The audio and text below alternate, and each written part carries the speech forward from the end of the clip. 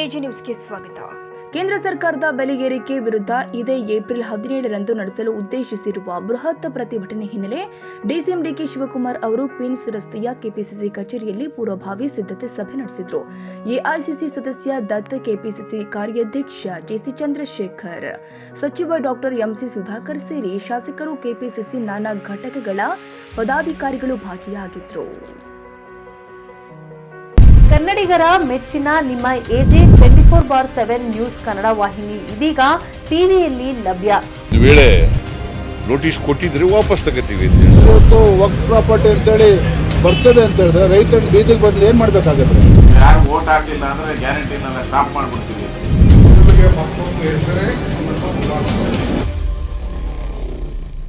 ಕರ್ನಾಟಕ ಮತ್ತು ದೇಶ ವಿದೇಶ 360 ಡಿಗ್ರಿ ಸುದ್ದಿ ಹಾಗೂ ಉತ್ತರ ಕರ್ನಾಟಕ, ಬೆಳಗಾವಿ, ಬಾಗಲಕೋಟೆ, ಧಾರವಾಡ, ಹಾವೇರಿ, ಗದಗ, ಬಿಜಾಪುರ ಜಿಲ್ಲೆಯ ಕ್ಷಣ ಕ್ಷಣದ ವಿವರವನ್ನ ಪಡೆಯುವುದಕ್ಕೆ ಎಜೆ 24/7 ನ್ಯೂಸ್ ಕನ್ನಡ ವಾಹಿನಿಯನ್ನ ಲೈಕ್ ಮಾಡಿ, ವಿಡಿಯೋಗಳನ್ನ ಶೇರ್ ಮಾಡಿ, ಕಮೆಂಟ್ ಮಾಡುವ ಮೂಲಕ ನಮ್ಮ ವಾಹಿನಿಗೆ ಸಹಕಾರ ನೀಡಿ ಮತ್ತು ಚಾನೆಲ್ ಅನ್ನ ಸಬ್ಸ್ಕ್ರೈಬ್ ಮಾಡಿ. ಧನ್ಯವಾದಗಳು.